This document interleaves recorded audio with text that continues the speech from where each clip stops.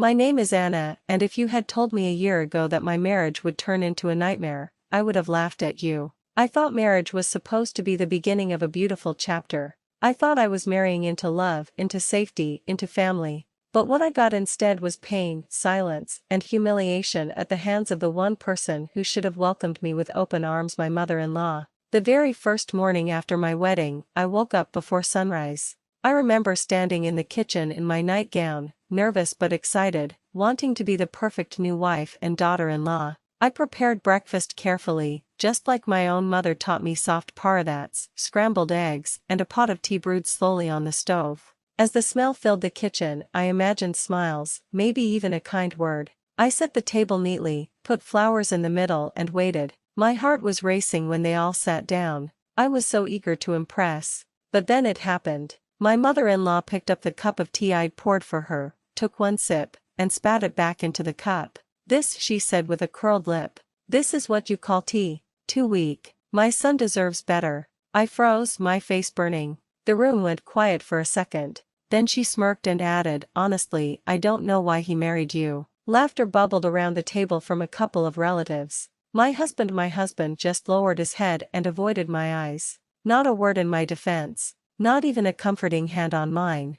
I wanted the floor to swallow me whole. That was just the beginning. Every day after that, she found something new to criticize. If I dressed up, she accused me of wasting money. If I wore simple clothes, she said I embarrassed the family. If I cleaned, she ran her fingers across the shelves and said I was lazy. If I cooked, she pushed the plate away dramatically and called it tasteless. I felt like no matter what I did, I was wrong. One afternoon, I tried to surprise her with her favorite dish, at least, the one my husband told me she loved. I spent hours cooking it, carefully tasting and adjusting, my heart pounding with nervousness. When I finally placed it in front of her, she glanced at the plate, took one bite, and spat it right back out. "What is this?" she hissed. "Poison? You can't even cook one decent meal. My son married a useless woman." I blinked back tears, staring down at the floor so she wouldn't see my face crumble. But the cruelest moment came a week later. We had guests over, distant relatives who had come to congratulate the family on the marriage.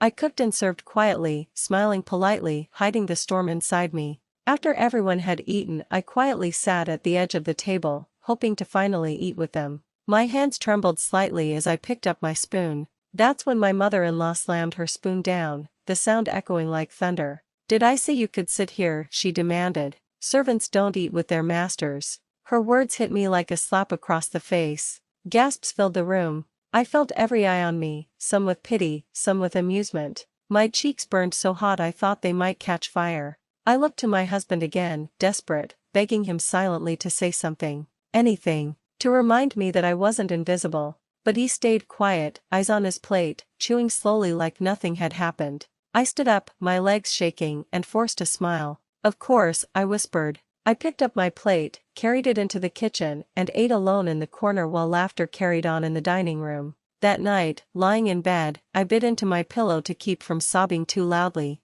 My husband turned away from me, pretending to sleep. I stared at the ceiling, tears rolling into my hair. I thought, is this my life now? Is this who I am? A servant in my own home. But deep inside, under the shame and the heartbreak, a spark flickered. A tiny flame of defiance. I didn't know it then, but that flame would grow. Because the truth is, while my mother-in-law thought she was breaking me, she was unknowingly making me stronger. Every insult, every humiliation, every cruel word was pushing me towards something she never expected. And it all began with a secret. A secret I kept hidden from her, even as she tore me down day after day. What she didn't know was that I wasn't as powerless as she thought. After that night, something inside me shifted. I realized I couldn't keep living like this, silent, small, invisible. But I also knew I couldn't fight my mother-in-law directly. She was sharp-tongued, relentless, and had everyone in the house under her thumb, including my husband. If I shouted back, she'd twist the story.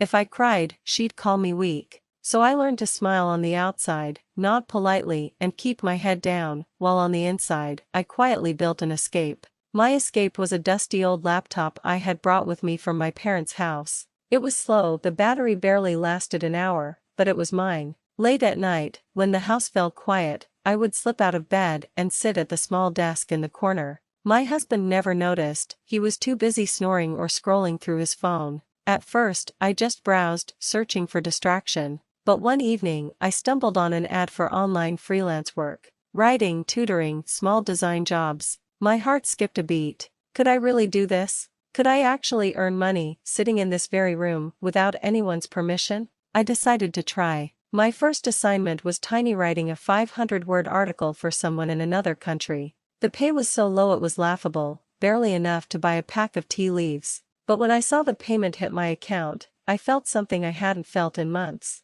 Hope.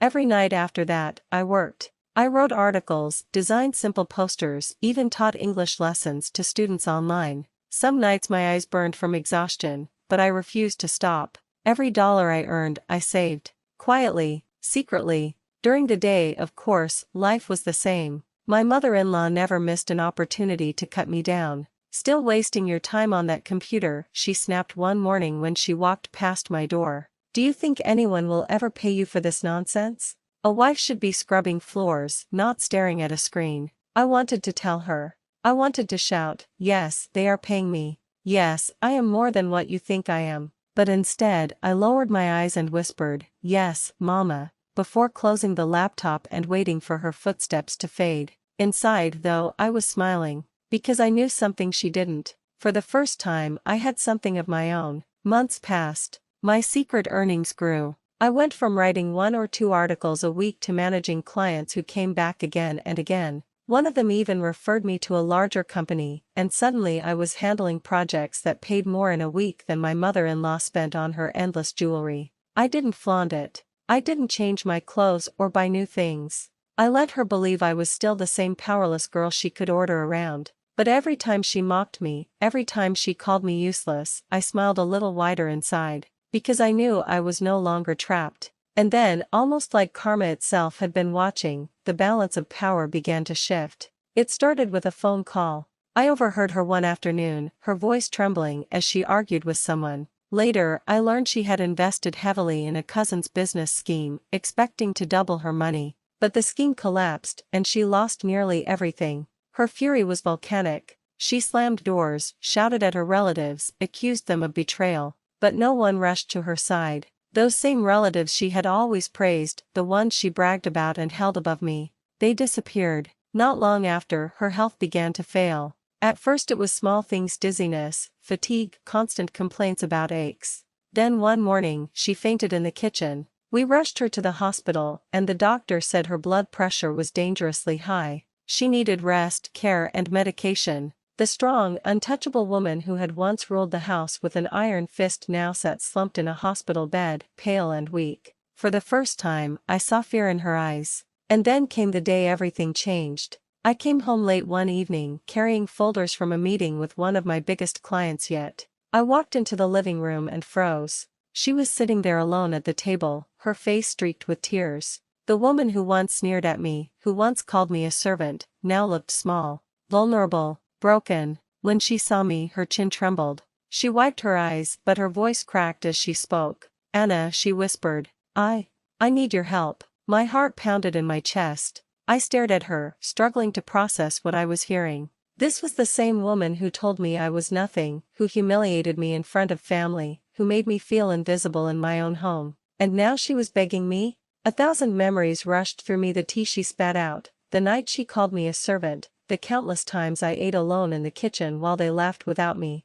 Part of me wanted to laugh. Part of me wanted to turn around and walk away, to let her feel every ounce of the pain she had poured into me. But another part of me, the part that had been quietly growing stronger all these months, leaned in closer. And I asked her, softly, "What exactly is it that you need from me?" Her eyes filled with fresh tears. And in that moment, I realized, the tables had finally turned. When I asked my mother-in-law what she needed from me, I expected anger, maybe more insults dressed as requests. But what I heard instead shocked me. Her voice trembled as she said, I can't pay the hospital bills. I've lost everything in that investment, and your husband, he doesn't make enough to cover it. Anna, please, you're my only hope." For a moment, I just stared at her. The woman who once reduced me to tears was now begging me with folded hands. Her pride, her arrogance, her superiority, all of it had crumbled. Inside me, 2 voices began to argue.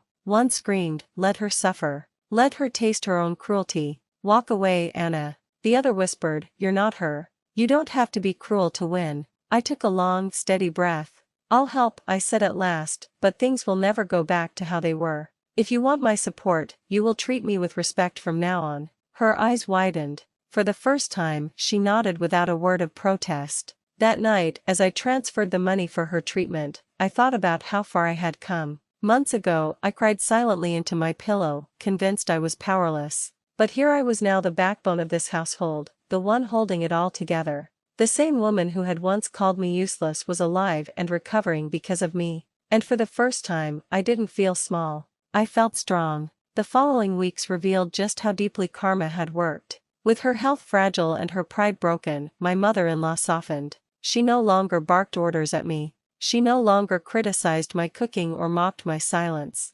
Instead, she often sat quietly, watching me with something almost like regret in her eyes. One afternoon, while I was preparing lunch, she spoke softly from the doorway. "Anna, I don't deserve your kindness. I know what I did to you. I was wrong." I paused, knife in hand, and looked at her. Part of me wanted to demand an apology for every cruel word she had ever said, but I realized I didn't need it. Her shame, her humility, that was apology enough. "People make mistakes," I said simply. "But what matters is what we do after." From then on, our relationship changed. She no longer saw me as a servant. She began treating me like a daughter. She even defended me once when relatives tried to pry into my business, something I never thought I'd live to see. And my husband? He too began to notice. For the first time, he admitted softly, "Anna, I should have stood up for you." It wasn't much, but it was something. Still, the sweetest part wasn't their apologies or their changed behavior. The sweetest part was knowing that I had never lowered myself to her level.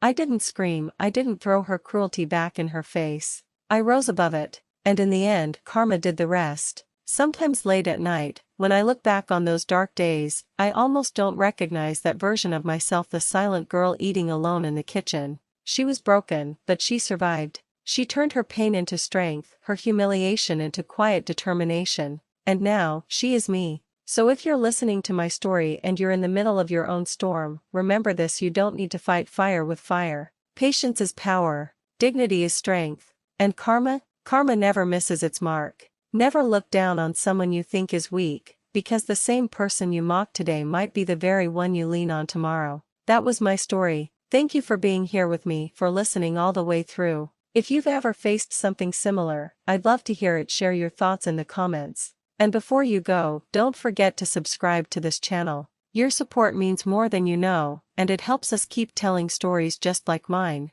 Because in the end, stories of struggle, karma, and resilience remind us of one truth: no matter how dark the night, morning always comes.